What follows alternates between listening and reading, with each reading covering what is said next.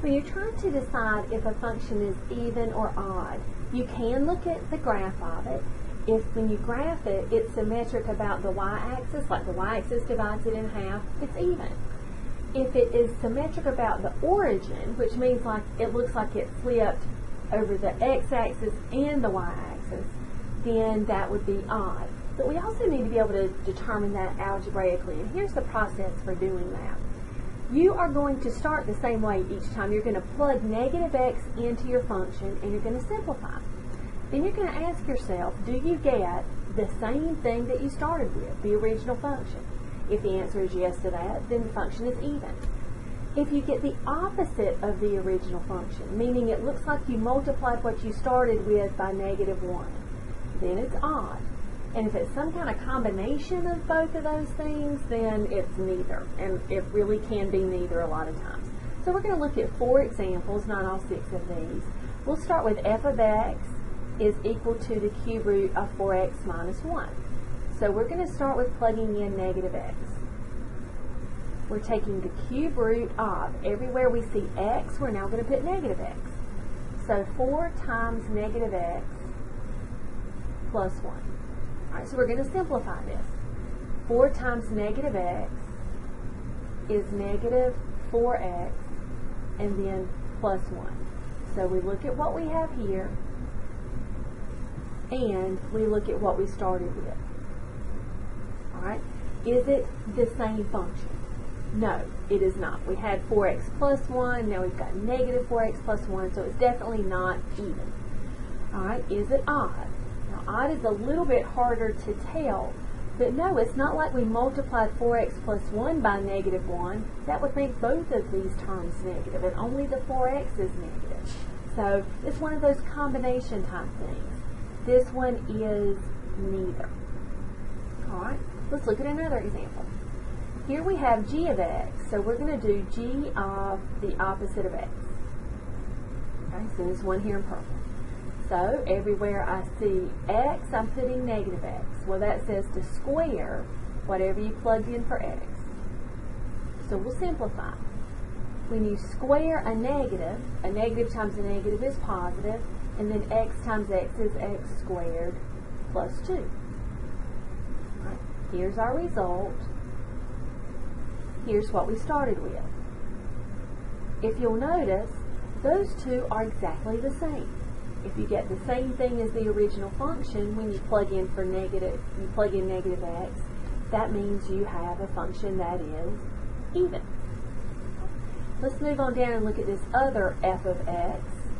So we have f of x. Sorry, I didn't want to scroll there. But we're going to plug in negative x, remember. So we have 1 over 5 times negative x instead of x cubed. Alright, so we simplify. When we cube a negative times a negative is positive, times another negative is negative, x to the third. That's kind of strange looking, so let's work on this a little bit. That's 1 over negative 5x cubed, or we can think of this as negative 1 over 5x cubed. Alright, we look at what we get in the simplified version. We look at what we started with. Okay, originally it was 1 over 5x cubed. Now it's negative 1 over 5x cubed. It's the opposite of our original function. It's like we just took this and multiplied by -1. That means we are dealing with a function that is odd. Okay? And let's look at one more. Here we have another g of x. Do this one down here. We'll plug in negative x.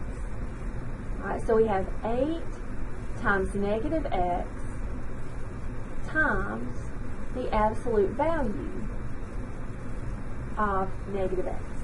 Okay? Well, 8 times negative x is negative 8x. The absolute value of negative x is the same as the absolute value of x, because you think about if you took the absolute value of 3 or negative 3. they both give you the same result.